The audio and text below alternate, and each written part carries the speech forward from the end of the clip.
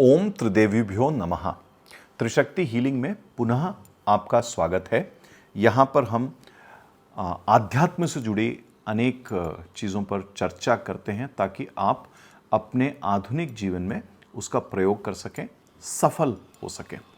मैं पिछले कुछ वक्त से आपसे भाग्य के बारे में चर्चा कर रहा हूँ।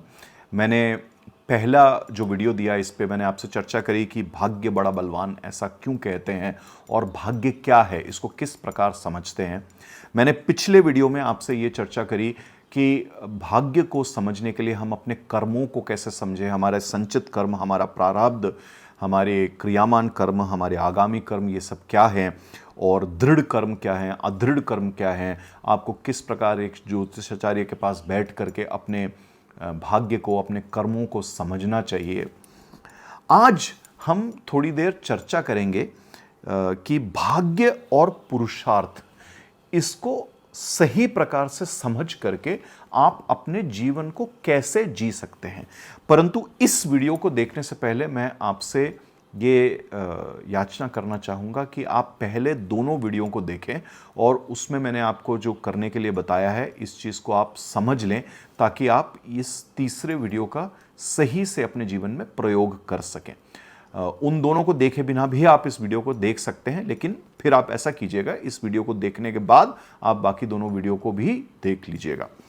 उनके लिंक इस वीडियो के डिस्क्रिप्शन में दिए गए हैं। अब हमारे भाग्य और पुरुषार्थ पर जो मैंने पहले चर्चा करी है उसमें से मैंने आपको ये बताया हुआ है कि जो हमारा भाग्य है या जो हम प्रारब्ध लेकर के इस जीवन में आते हैं, उस प्रारब्ध की वजह से और जिस वक्त हम पैदा हुए, जो हमारी कुंडली बनी, जो हमारे ग्रहों की और जो हमारे भावों की परिस्थितियां हैं, उनसे हमारे जीवन के संदर्भ भी आते हैं और उससे हमारे जीवन का चरित्र भी आता है। हमारे जीवन में किस प्रकार का चरित्र निर्माण होगा ये भी हमें पता लगता है और हमारे जीवन में किस प्रकार के परिस्थितियां आएंगी आगे ये भी हमें पता लगता है। तो अगर हमें अपने भाग्य और पुरुषार्थ दोनों को साथ में लेकर चलना है तो सबसे पहले हमें यह समझना पड़ेगा कि हमारे जीवन में किस प्रकार के संदर्भ, किस प्रकार की परिस्थितियां होने वाली हैं, क्या हम कर पाएंगे और क्या हमें करने में कठिनाई होगी और क्या हम बिल्कुल कर ही नहीं पाएंगे। तो हमारे जीवन का मार्ग क्या है, इस चीज को समझे। जो चीज मैंने आपको दूसरी वीडियो में बताया था कि एक अच्छे ज्योतिषाचार्य के पास बैठ के अपना प्रारब्ध और अपने दृढ़ कर्म और अपने अदृढ़ कर्मों को समझे, अपने चरित्र को समझे।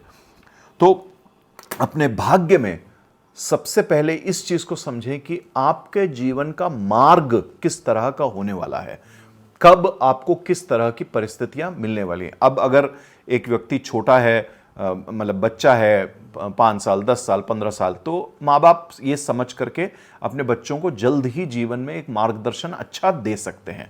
और अगर आप उस आयु में हैं जहाँ पर आप अपने आप के लिए अपना जीवन व्यापन खुद कर रहे हैं, नौकरी कर रहे हैं, घर चला रहे हैं या आप गृहस्थ हैं, तो फिर तो आप ये अपने लिए समझ सकते हैं जाके।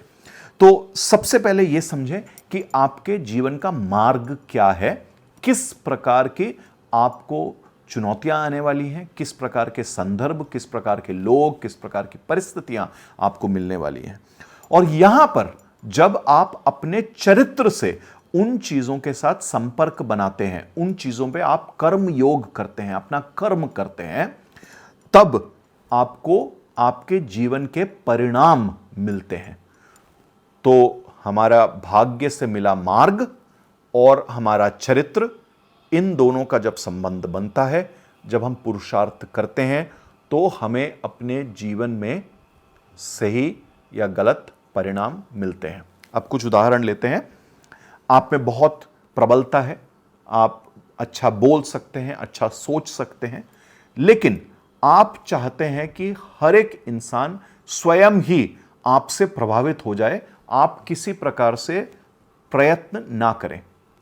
तो अब आपके जीवन में आपको वो अनुग्रह मिले कि आपको परिस्थितियां ऐसी मिलेंगी जहां आप दूसरों पे प्रभाव डाल सकें। लेकिन आपने मेहनत ही नहीं करी। तो जहां पे आपको अपने अच्छे मार्ग पर अच्छे कर्म करने थे, आपने नहीं किए, तो क्या आपको परिणाम मिलेंगे? नहीं। तो अच्छा मार्ग होने पर भी अगर आप पुरुषार्थ ना करें तो कोई फायदा नहीं होने वाला। अब आप चाहते हैं कि आप अपने जीवन में बिजनेस करें, लेकिन और आप मेहनती भी बहुत हैं, लेकिन आपके जीवन में वो मार्ग प्रशस्त ही नहीं होने वाला। तो मार्ग है नहीं, लेकिन आपने अपने अच्छे चरित्र से मेहनत बहुत करी, क्या आपको परिणाम मिलेंगे? नहीं मिलेगा।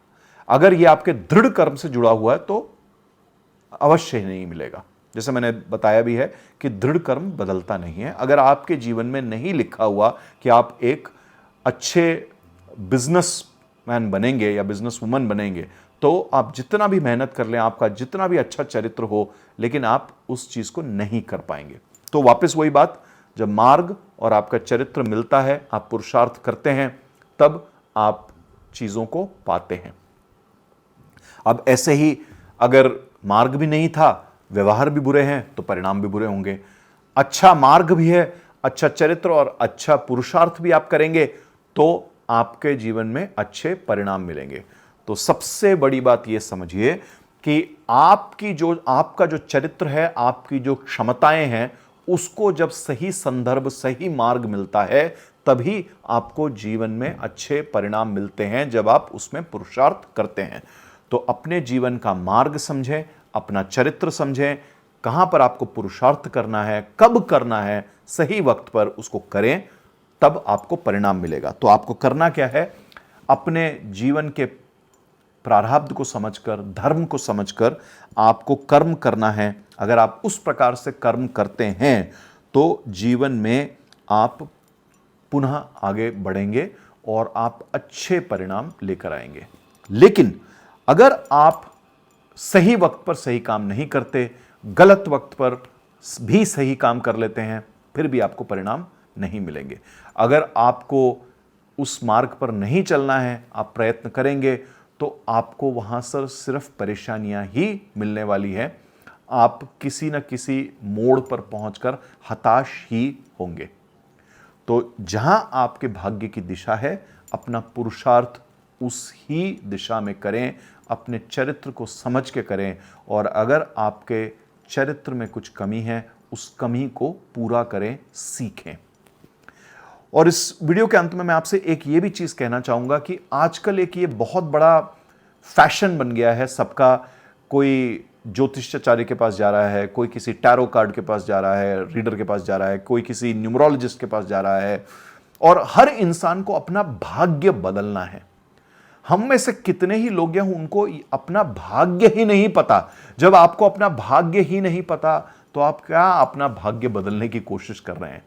एक बहुत ही कष्टदायी बात है ये। हंसी भी आती है इस बात पर कि हम अपना भाग्य ही नहीं जानते और हम अपने भाग्य को बदलने की कोशिश कर रहे हैं।